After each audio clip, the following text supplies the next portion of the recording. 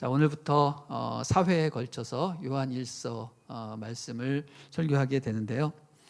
요한일서는 빛과 기쁨으로 가득 차 있는 그런 하나님과의 사귐의 책입니다. 그래서 부활절 주일에 이 요한일서를 가지고 설교한다는 것 자체가 참으로 기쁜 마음입니다. 사도 요한은 성경의 요한복음과 요한일서, 2서, 3서 그리고 요한계시록을 썼는데요. 오늘 우리가 읽은 요한일서는 요한복음처럼 예수님의 과거 행적을 기록한 책이 아니고 또 요한계시록처럼 미래의 소망을 다루는 얘기도 아닙니다. 요한일서는 오늘날 구체적인 우리의 삶의 현장에서 어떻게 예수 그리스도를 믿어서 구원의 확신 가운데 영생에 이르게 될지를 기록하는 현재에 대한 얘기입니다. 그러므로 우리가 정말 주의를 집중해서 이 말씀을 읽고 깨닫고 실천해야 할 것입니다. 자, 요한일서는요, 총 5장으로 구성되어 있는데 여기에는 5가지의 목표가 있습니다. 첫 번째는요, 하나님을 통해서 참다운 사귐이 무엇인가 이것을 배우고요. 두 번째는 그 사귐을 통해서 그리스도께서 우리에게 주시는 참된 기쁨이 무엇인가. 그리고 세 번째, 죄악된 세상에서 어떻게 그리스도인으로서 살아갈 수 있는가. 그리고 네 번째는 거짓된 가르침에서 우리는 어떻게 보호받을 수 있을까. 그리고 마지막 5번째인데요, 가장 중요한 겁니다. 우리의 신앙과 구원에 있어서 확신을 어떻게 얻을 수 있는가. 구원의 확신에 대해서 배우게 됩니다. 한마디로 요한일서를 이렇게 정리할 수 있겠습니다. 우리 신앙 가운데서 구원의 확신을 가르치기 위해서 쓴 글이다. 그래서 핵심 요절이 뭐예요? 요한일서 5장 13절, 우리 1대1의 그 요절에 다 나와 있는 말씀입니다. 내가 하나님의 아들의 이름을 믿는 너희에게 이것을 쓴 것은 너희로 하여금 너희에게 영생이 있음을 알게 하려 함이라. 할렐루야, 아멘. 자, 요한일서는 왜 기록이 되었다고요? 우리에게 영생을 가르쳐주기 위해서 기록된 것이라는 겁니다. 그래서 이번 한 달간 요한일서를 들으면서 구원의 확신, 영생의 축복을 경험하는 여러분이 되었으면 좋겠습니다. 우리 1절부터 4절 다시 한번 읽어보겠습니다. 시작. 이 글은 생명의 말씀에 관한 것입니다. 생명의 말씀은 태초부터 있었고 우리가 들었고 우리 눈으로 보았으며 우리가 주목했고 손으로 만져본 것입니다. 그 생명이 나타나셨습니다. 우리는 아버지와 함께 계시다가 우리 앞에 나타나신 그 영원한 생명을 보았습니다. 그래서 우리는 여러분에게 영원한 생명을 증언하고 전파합니다. 우리가 보고 들은 것을 여러분에게도 전파합니다. 이는 여러분과 우리가 서로 사귐이 있게 하려는 것입니다. 우리의 사귐은 아버지와 그의 아들 예수 그리스도와 함께하는 사귐입니다. 우리가 이 글을 쓰는 것은 우리 서로의 기쁨이 가득 차고 넘치게 하려는 것입니다. 자, 이 말씀을 읽어보면요, 이 요한이 경험한 부활하신 예수님에 대한 놀랍고도 경이로운 흥분을 우리는 느낄 수 있게 됩니다. 그것은 요한에게 있어서 정말로 큰 충격이자 기쁨이었고 희열 그 자체였으며 그것 자체로도 자기는 새 생명을 얻은 것 같다라고 말을 하고 있습니다. 이 요한이 경험한 예수님에 대한 이 감정은요, 마치 이런 거죠. 우리 그 학창 시절에 정말 짝사랑했던 그 어떤 사람이 갑자기 저에게 다가와서 나랑 교제하자 라고 했을 때 얼마나 놀랍니까? 그렇죠? 얼마나 황홀합니까? 얼마나 희열에 가득합니까? 마치 이런 것처럼 사도 요한이 묘사하고 있는 부활하신 예수님이 그런 것이라는 거죠. 더 이렇게 좀 구체적으로 묘사를 하자면 부활하신 예수님은요, 마치 죽은 줄로만 알았던 연인이 살아서 바로 내 옆에 누워 있는 거예요. 아주 감각적으로 요한이 묘사를 하고 있습니다. 그는 주님을 어떻게 알고 있습니까? 손으로 만지고 느끼고 눈으로 확인하고 주목하고 그의 음성을 듣고 있다고 합니다. 아주 깊이 사랑하고 있는 그런 친밀한 부부의 모습과도 같은 그런 언급을 하고 있습니다. 사람이요, 하나님과 친밀한 교제, 친밀한 사귐을 경험하게 되면요, 말할 수 없는 기쁨과 희열과 감동을 경험하게 되는데, 그 기쁨과 감동은 세상이 주는 즐거움이나 쾌락, 또 갈망이 아니라 영혼에 깊숙한 만족을 주는 어떤 영적인 기쁨을 나타냅니다. 여기서 제가 기쁨이란 말을 자꾸 얘기하는데, 이 기쁨이라는 말은요, 헬라어로 카라라고 합니다. 카라. 이것은요, 세상이 주는 즐거움이 아니라 오직 하나님만이 주실 수 있는 기쁨을 말합니다. 카라는 오직 하나님만이 주실 수 있는 기쁨의 단어다. 여러분, 이 카라는 언제 언급되냐면 인간이 죄를 회개하고 용서받았을 때 느끼는 것입니다. 또 죄와 사망 권세로부터 벗어나 승리를 경험했을 때 느끼는 것이 카라입니다. 말씀을 묵상하고 깊은 깨달음 가운데 있을 때 이 카라, 기쁨이 잔잔하게 몰려옵니다. 여러분, 최고의 기쁨은 뭐예요? 하나님과 완전히 하나 되어서 그분 안에 완전히 충전되어 있을 때, 그분의 마음이 내 마음 가운데 충천할 때, 그것이 최고의 카라입니다. 우리 하나님은 죄인이 돌아왔을 때 기뻐하시고, 또 교회 공동체가 하나 되어서 서로 성령의 교제를 나눌 때 하나님은 기뻐하십니다. 하나님이 기쁨에 동참하고 주께서 기쁨을 주시는 것을 경험하는 자가 나타내는 행동이 하나 있습니다. 그것은 뭐냐면 예배입니다. 그 기쁨을 경험한 자는 반드시 주님께 무릎을 꿇고 주님을 눈물로 예배하게 되어 있습니다.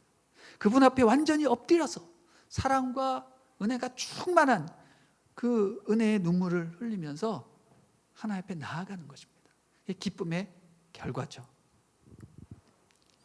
우리는 이 요한 1서를 읽으면서 이런 기쁨의 예배를 경험하기를 원합니다.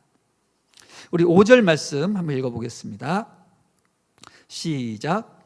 우리가 그리스도에게서 듣고 여러분에게 전하는 소식은 이것입니다.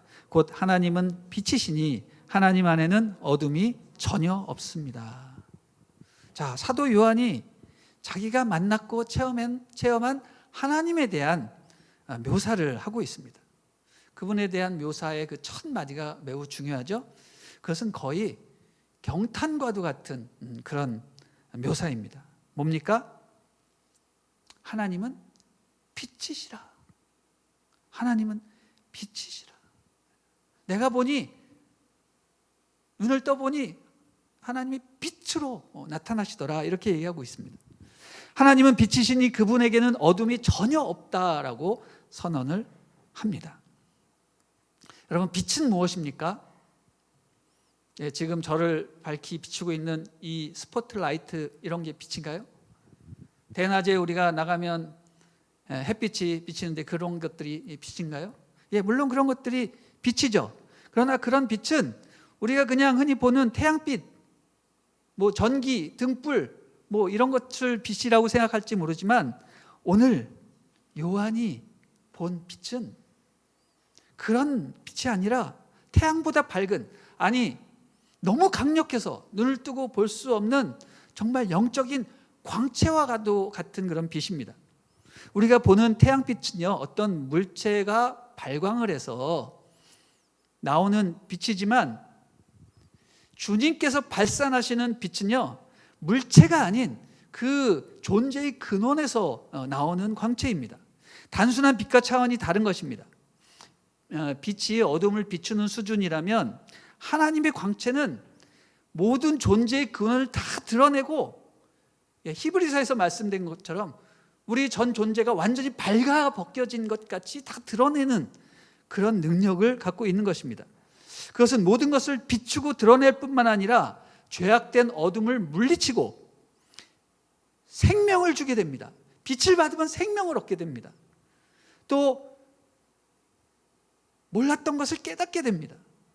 그 빛을 받는 모든 사람에게 지혜와 능력이 주어지고 거룩해지고 영광스러운 존재로 변화되게 하는 그런 정말로 형언할 수 없는 영적인 강력한 그런 빛인 것이죠. 그 빛이 태초에 나타났습니다. 태초에 세상을 만들었고 어둠을 떠나가고 죄를 물리쳤으며 모든 생명을 잉태케 하였습니다. 그 빛이 누구라고요? 하나님이시다. 내가 보니 하나님은 빛이시더라. 이렇게 선언하고 있습니다. 자, 그림을 한번 보시기 바랍니다. 왼편인가요? 네, 왼편에 빛나는 광채가 있습니다. 이것을 우리는 하나님이라고 생각하시면 되겠습니다. 이 빛이 비춰지면 어떻게 됩니까? 어둠이 떠나갑니다. 당연한 거죠. 어둠이라는 것은 빛을 비추면 물러나게 되어 있는 겁니다. 그런데 한 가지 신기한 것은요, 모든 물체가 빛을 받으면 그 반대쪽에는 반드시 어둠이 생기게 되어 있다는 겁니다. 이 어둠이 뭐죠? 그림자입니다. 그림자. 그래서 모든 빛을 받는 곳에는 반드시 그림자가 있기 마련입니다. 그림자가 없는 것은 무엇입니까? 광원밖에 없습니다. 광원, 빛의 근원이죠. 우리 하나님은요, 빛 자체이시고 존재의 근원이시기 때문에 그림자가 없으십니다. 우리 하나님은 회전하는 그림자도 없다라고 하시는데 그 말은 무슨 뜻이냐면 여기저기 비춰보면 그림자가 생기게 돼 있잖아요. 근데 아무리 비춰도 그림자가 안 생겨요. 왜? 하나님이 빛을 발광하시는 존재 자체이기 때문에 그림자가 없는 것입니다. 그림을 보시다시피 우리 하나님은 뭐예요? 빛이십니다. 빛을 바라보고 있는 한 사람이 저기 서 있습니다. 그런데 여기에는요, 두 가지 방향성이 있는 것을 보게 됩니다. 빛을 바라보는 방향성이 있고 또는 빛을 등지고 있는 방향성입니다. 신학적으로 빛을 바라보고 있는 방향성을 뭐라고 말하냐면 의라고 합니다. 따라하겠습니다. 빛을 바라보는 방향성은 의다. 네. 그리고 또 다른 방향성 뭐가 있죠? 빛을 등지고 있는 방향성을 뭐라고 합니까? 죄라고 합니다. 빛을 등지고 있는 방향성을 죄라고 합니다. 여러분, 빛의 주변에는 무엇이 가득하겠습니까? 온갖 선한 것들이 가득하겠죠. 우리가 잘 아는 성령의 9가지 열매가 이 빛 주변에 가득한 것입니다. 사랑과 희락과 화평과 온유와 충성과 오래 참음과 사랑과 희락과 화평과 오래 참음과 자비, 양성, 충성, 온유, 절제, 이런 것들이 빛 주변에 가득한 것이죠. 이것을 우리는 선의 영역이라고 합니다. 반면에 빛의 광원에서 멀어지는 쪽이 뭐예요? 점점 멀어지면 멀어질수록 어둠이 있죠. 그 어둠의 영역이 바로 악입니다. 악.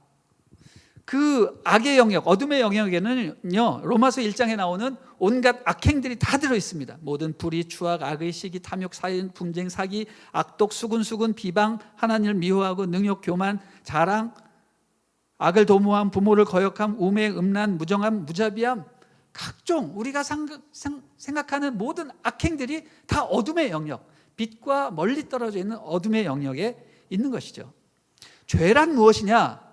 하나님을 바라보지 아니하고 그 어둠의 영역, 그 악행의 영역을 바라보고 하나님을 등지고 바라보고 있는 것을 우리는 죄라고 말하는 것이죠. 자, 이 그림을 우리가 보면요, 우리가 늘 항상 헷갈리는 것들이 새롭게 정립되는 것을 경험하게 됩니다. 여러분, 착한 일 많이 한 사람이 왜 착한 일 많이 했는데 그 착한 일로 인해서 구원을 받습니까? 아니죠. 착한 일 많이 한다고 다 천국 가는 거 아니잖아요. 왜 그렇습니까? 라고 물어볼 때 우리는 할 말이 별로 없었어요. 그런데 이 그림을 보면 해결이 됩니다. 여러분, 착한 일을 많이 하는 사람은요, 어떤 사람이에요? 그 사람의 위치가 어디에 가까이 있는 사람입니까? 하나님, 선한 영역에 가까이 있는 사람이 착한 일을 많이 하는 사람들이에요. 그렇죠?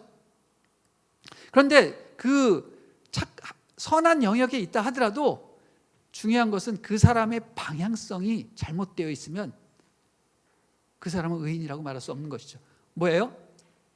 착한 선한 영역에 있지만 그는 하나님을 등지고 있는 겁니다. 그럼 그는 뭐예요? 그는 죄인이 되는 거예요. 아무리 선행을 많이 해도 하나님을 등지면 그는 죄인이 되는 겁니다. 반면에 악한 일을 많이 했고 빛을 멀리 떠나 그 악의 영역에 있더라도요, 그 사람이 어때요? 하나님을 바라보고 있어요. 그럼 그 사람은 뭐예요? 의인이 되는 거예요. 그는 항상 하나님을 바라보고 있기 때문에 결국은 모든 악행을 청산하고 점점점 하나님께 가까이 가서 의인이 되는 겁니다. 그래서 내 주변에 태어날 때부터 정말 불우하게 태어나고 내 주변의 모든 친구들, 이웃들이 다 나쁜 사람이 그러면요, 그 사람은 악인이 될 수밖에 없어요. 그러나 그 마음속에 늘 하나님을 생각하고 주님만 바라보고 눈물을 흘리고 있으면 그는 언젠가 구원받게 돼 있어요. 왜? 방향성이 하나님을 향하고 있기 때문입니다. 중요한 것은 뭐예요? 내가 하나님을 바라보고 있느냐 없느냐. 나의 상황과 환경과 상관없이 내가 하나님을 바라보느냐 바라보지 않느냐가 중요한 겁니다. 하나님은 빛이시기 때문에 모든 사람을 비추시고 그 비추심을 통해서 그 사람의 본질이 드러나게 되어 있습니다. 하나님을 향한 사람은 의인으로 주님 구원하시고 하나님을 등지고 있는 사람은 죄인이 되는 겁니다. 악인이 되는 겁니다.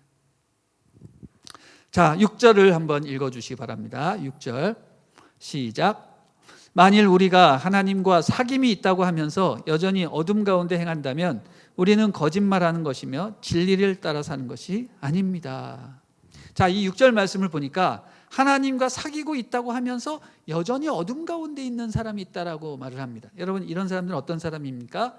빛에 가까이 있으면서 어떤 사람? 주님을 등지고 있는 사람이라고 말할 수 있습니다. 다시 말해서 늘 하나님의 말씀을 듣고 하나님과 가까운 그런 선의 영역에 있으면서 방향성은 하나님을 등지고 있는 겁니다.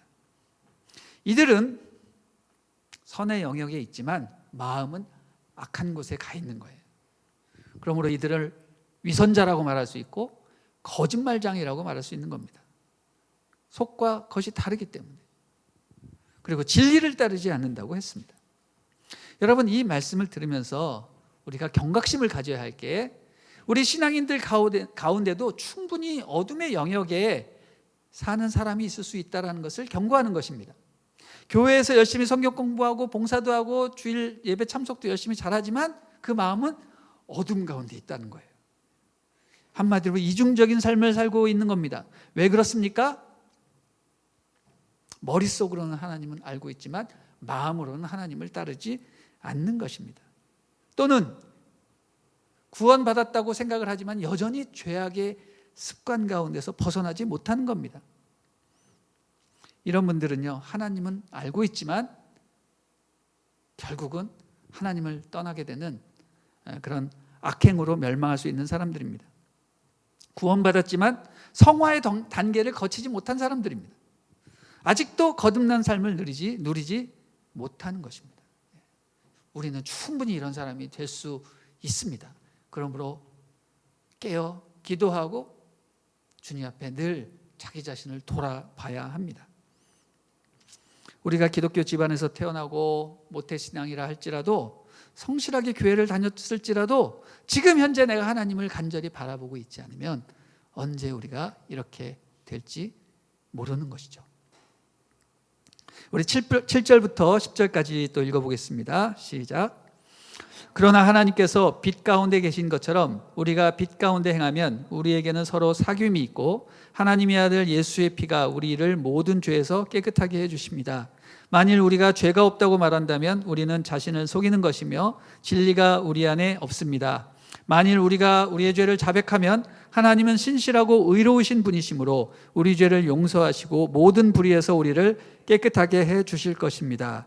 만일 우리가 죄를 짓지 않았다고 말한다면 우리는 하나님을 거짓말쟁이로 만드는 것이며 하나님의 말씀이 우리 안에 있지 않습니다. 아멘. 자, 그렇기 때문에 우리는 어떻게 해야 됩니까? 솔직하게 자기 자신을 냉철하게 돌아보고 내가 과연 하나님을 바라보고 있는지 아니면 하나님을 등지고 있는지를 확인하며, 만약 내가 하나님을 등지고 있다는 사실이 밝혀지면 어떻게 해야 돼요? 당장 하나님의 무릎을 꿇고 자기의 방향성을 돌려달라고 간구해야 한다는 겁니다. 그렇게 하면 어떻게 된다고요? 그러면 하나님은 우리의 기도를 들으시고 우리를 용서하시고 모든 불의에서 우리를 깨끗하게 하신다고 9절에서 말씀하고 있습니다. 만일 우리가 우리의 죄를 자백하면 하나님은 신실하고 의로우신 분이시기 때문에 우리 죄를 용서하시고 모든 불의에서 우리를 깨끗하게 하실 것이다 라고 약속해 주고 계십니다. 자, 이것을 통해서 우리는 무엇을 알 수 있습니까? 하나님은 언제든지 우리가 마음을 돌이켜서 주님을 바라보기를 원하시는 분이시다라는 것을 알게 됩니다. 그리고 하나님을 바라보면 어떻게 됩니까? 7절 말씀에 하나님을 바라보고 하나님의 그 빛 가운데 거하면 어떤 일이 발생한다고요? 하나님과 깊은 사귐이 발생한다. 하나님과 사귀게 된다라는 것입니다. 여러분, 하나님과의 친밀한 사귐, 이게 이번 한 달간 요한일서의 주제인데, 여러분, 하나님과의 친밀한 사귐이 어떤 사귐이죠? 그냥 잘 지내는 겁니까? 하나님이 말씀하시면 기뻐 즐거워하고 하는, 재밌게 얘기하고 떠들고 교제하고 그런 겁니까? 하나님과의 깊은 사귐이란 어떤 것일까? 그걸 한번 좀 생각해 보았으면 좋겠습니다. 하나님과의 친밀한 사귐이라고 말을 할 때 우리가 반드시 알아야 되는 것은 하나님의 존재 방식입니다. 하나님의 존재 방식. 이게 뭐예요? 삼위일체. 우리가 삼위일체를 깨닫게 될 때 우리는 하나님과 깊은 사귐의 교제로 들어갈 수 있게 되는 것이죠. 자, 삼위일체 교리에 대해서 오늘 잠깐 간단하게 좀 살펴보도록 하겠습니다. 삼위일체 교리란 한마디로 성부 하나님, 성자 예수님, 그리고 보혜사 성령님이 각각 다른 분이시지만 사랑 안에서 완전히 하나로 존재하신다라는 그런 신학입니다. 그런 내용이에요. 자, 그림을 한번 또 보겠습니다. 자, 그림을 보시면 성부, 성자, 성령께서 계시고요. 그 세 분이 삼각형에서 원을 이루면서 빠르게 회전을 하고 있는 모습이 나옵니다. 이 세 분은요, 서로 교제하며 회전을 하시는데 이 회전 속도가 빛보다 빠르다고 생각하시면 되겠습니다. 서로 왕래하고 서로 교통하시면서 사랑을 나누시는데 그 역동적인 회전이 엄청 빠른 거죠. 이 역동적인 회전을 신학자들은 뭐라고 표현하냐면 페리코레시스, 그리스어로 페리코레시스라고 합니다. 이 페리코레시스라는 말은요, 헬라어 페리코리오라는 말에서 파생이 되었는데요. 이 페리코리오라는 말은요, 무슨 뜻이냐면 손잡고 둥글게 춤을 추다. 영어로 말하면 dance around, 둥글게 이게 춤춘다라는 뜻입니다. 다시 말해서 삼위 하나님께서 어떻게 존재하시냐면 둥글게 손을 잡고 막 춤을 추시는 거예요. 이런 식으로 성부, 성자, 성령께서 존재하신다는 것이죠. 신학자들이 이 페리코레시스를 통해서 삼위일체를 설명하는데 이 각각의 위격, 성부, 성자, 성령께서 우리 몸의 피가 각 기관을 순환하듯이 상호 침투를 통한 내주와 순환을 통하여 하나됨을 유지하고 있다라고 이렇게 생각을 합니다. 좀 어려우신가요? 좀 쉽게 좀 표현을 하자면 이런 자동차 바퀴를 한번 생각하시면 되겠습니다. 자동차가 서 있을 때는요, 바퀴의 휠이 이게 휠이 3개 있다고 쳐보세요. 그럼 3개가 다 보입니다. 아, 저 3개의 휠이구나. 근데 차가 빠르게 움직이면 바퀴가 막 돌면서 휠이 안 보여요. 하나로 딱 보이는 거예요. 이것처럼 삼위일체 하나님은요, 빛의 속도보다 서로 빠르게 서로 왕래하시기 때문에 완전히 하나가 되십니다. 그 하나됨은 그냥 단지 빠르기 때문에 하나로 보이는 것이 아니라 실제로 하나님은 완전히 하나가 되시는 거예요. 뭘로? 이 세상에서 가장 강력한 사랑의 힘으로 완전히 하나가 되시는 겁니다.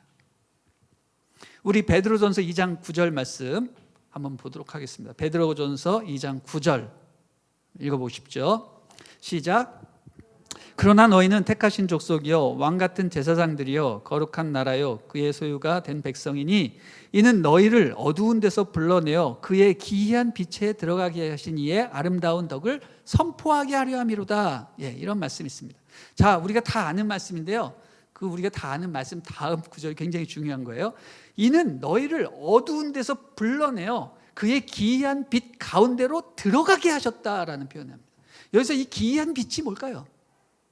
왜 기이한 빛이라고 얘기를 했을까요?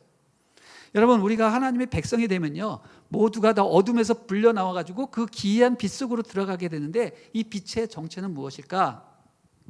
저는 바로 삼위일체 하나님께서 바라시는 그런 거룩한 빛이라고 생각합니다. 바로 삼위일체 하나님의 그 교제의 소용돌이 속에서 발산하는 빛이라는 거죠. 아까 제가 뭐라고 말씀드렸죠? 이 교제의 소용돌이는요, 빛의 속도보다 빠르게 회전하기 때문에 여러분, 물리학적으로 봐도요, 모든 물체가 빠르게 회전하면 거기서 빛이 발산되게 되어 있습니다. 베드로 사도는 그 빛, 성부, 성자, 성령께서 정말 빠르게 하나로 교제하시는 가운데서 나타난 그 빛을 기이한 빛이라고 표현했는데, 저는 개인적으로 이 빛을 바로 삼위일체 하나님께서 교제 가운데 발산하시는 거룩한 빛, 사랑의 빛, 영광의 빛이라고 저는 생각합니다. 우리가 그 심오하고 그 기이한 빛의 한 가운데로 초대받아 들어가는 것입니다. 성부, 성자, 성령께서 태초부터 완전히 하나로 그 교제하시는 그 사랑의 중심부로 우리가 들어가는 거예요. 어떻게 들어갑니까? 여러분, 우리 힘으로는 절대로 그 원하에 들어갈 수가 없습니다. 어떻게 들어갔어요? 원래부터 그 교제의 소용돌이 속에 계셨던 성자 예수님이 이 땅에 오셔서 우리의 죄를 사하시고 모든 죄 문제를 해결하시고 다시 천상으로 올라가셔서 그 교제의 원으로 들어가실 때 누구도 데리고 들어가시는 거예요? 우리도 데리고 들어가는 겁니다. 바로 예수 그리스도의 피로 힘입어 그분과 함께 손잡고 그 거룩한 기이한 빛 한가운데 그 중심으로 들어가는 것이죠. 여러분, 이 황홀하고 이 거룩하고 정말 두렵기도 한 그런 그 교제의 빛으로 들어가는 것, 이게 뭐다? 여러분, 이게 바로 천국이에요. 천국은 하나님과의 영원하고 완전한 사랑과 친밀함이 있는 그 자체입니다. 자, 우리 따라하겠습니다. 천국은 하나님과의 친밀한 사귐 그 자체다. 친밀한 사귐 그 자체다. 할렐루야. 여러분, 천국을요, 우리가 죽어서 가는 곳이라고 생각하지 마세요. 그건 잘못된 생각일 수가 있습니다. 천국은 우리가 죽어서 가는 곳만이 아니라 천국은 어떤 곳이에요? 우리 마음에 임하는 것입니다. 예수님도 천국이 어디냐는 그런 질문에 뭐라고 대답하셨어요? 천국은 여기 있다 저기 있다도 말하지 못할 것이요 천국은 너희 마음 가운데 있느니라고 말씀하셨습니다. 여러분, 천국은 환경도 아니고요, 어떤 사람은 천국에 갔더니 뭐 기가 막힌 보석과 뭐 금이 깔려 있고 뭐 휘황찬 성전 안에서 뭐 궁전 안에서 산다 뭐 그런 얘기를 했는데요, 잘못된 얘기예요. 천국을 오해하게 하는 거예요. 천국은 장소가 아닙니다. 천국은 기가 막힌 환경도 아닙니다. 천국은 무엇입니까? 우리의 마음가짐이고, 천국은 하나님과의 관계입니다. 하나님과의 친밀한 사귐 속에서 시간과 장소를 초월하여 지금 여기서 이 자리에서 누리는 것이 바로 천국이라는 거죠. 그러므로 중요한 것은 무엇입니까? 주님을 우리 마음속에 모시는 것입니다. 하나님의 생명을 묵상하고 그렇게 살기를 간절히 바라는 것입니다. 생명 되신 주님과 깊은 사귐을 나눠보십시오. 그러면 천국이 여러분 마음 가운데 임하게 될 것입니다. 천국에 간 사람은요, 어떤 고백을 하게 되냐면, 언제부터 천국에 들어왔습니까? 라고 말할 때, 저는 이 땅에서 태어날 때부터 저는 천국을 경험하고 지금껏 살아오고 있습니다. 이렇게 대답합니다. 어떤 사람이 지옥에 갔습니다. 당신은 언제부터 지옥에 들어왔습니까? 라고 말할 때 저는 이 땅에서부터 살 때부터도 지옥이었어요. 이렇게 말을 한단 말이에요. 천국은 죽어서 가는 곳이 아니라 지금 이 시점부터 시작이 되는 것입니다.